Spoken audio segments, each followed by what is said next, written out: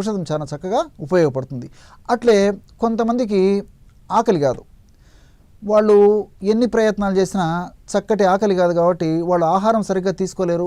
ఆహారం సరిగ్గా తీసుకోకపోతే పోషకాహార లోపం రావడము, దీని యొక్క ప్రభావం చేత నీరసము, నిస్త్రాణ, బలహీనత ఇలాంటివి రావడము, అంతేకాకుండా వ్యాధి నిరోధక శక్తి తగ్గిపోయి ఆ యొక్క ప్రభావం చేత చిన్న చితక అనేక రకాలైన జబ్బులు రావడము, దీంతోపాటు తరుణ వ్యాధులతో పాటు అనేక రకాలైనటువంటి దీర్ఘ వ్యాధులు కూడా ఇది పునాది అయ్యేటువంటి పరిస్థితి ఏర్పడుతూ ఉంటుందన్నమాట. మరి చక్కటి ఆకలి అయ్యి తీసుకున్నటువంటి ఆహారం కూడా బాగా జీర్ణమయ్యేందుకు వామును ఎలా మనం సద్వినియోగం చేసుకోవాలంటే, వాము చూర్ణము ఒక 100 గ్రాములు తీసుకోవాలి. అంటే వామును వేయించి చేసినటువంటి చూర్ణాన్ని ఒక 100 గ్రాములు తీసుకోవాలి. ఇందులో 25 గ్రాములు ఉప్పు కలిపేసేయాలి. మనం ఇంట్లో వాడేటువంటి ఉప్పు కలిపితే సరిపోతుంది. లేకపోతే రాళ్ళ ఉప్పు కానీ, అదేవిధంగా కల్లుప్పు కానీ, ఏ ఉప్పు అయినా సరిపోతుంది అనమాట.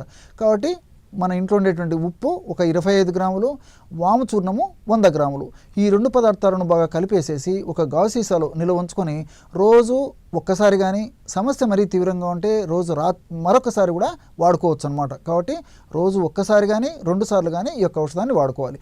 ఎలా వాడుకోవాలంటే, భోంచేసేటప్పుడు మొదటి ముద్దలో 1/2 టీ స్పూన్ నుంచి 1/2 టీ స్పూన్ వరకు ఈ యొక్క చూర్ణాన్ని, అంటే వాము పొడి అదేవిధంగా ఉప్పు కలిపి తయారు చేసుకున్నటువంటి చూర్ణం ఏదైతే ఉందో ఆ యొక్క చూర్ణాన్ని ఒక 1/2 టీ స్పూన్ నుంచి 1/2 టీ స్పూన్ వరకు మొదటి ముద్దలో వేసుకొని, అవసరమైతే కాస్త స్వచ్ఛమైనటువంటి నెయ్యి కూడా కలిపేసి ఆ యొక్క మొదటి ముద్దను, అంటే ఔషధయుక్తమైనటువంటి మొదటి ముద్దను మనం తింటూ ఉండాలన్నమాట. అట్లే రాత్రిపూట కూడా తినాలి.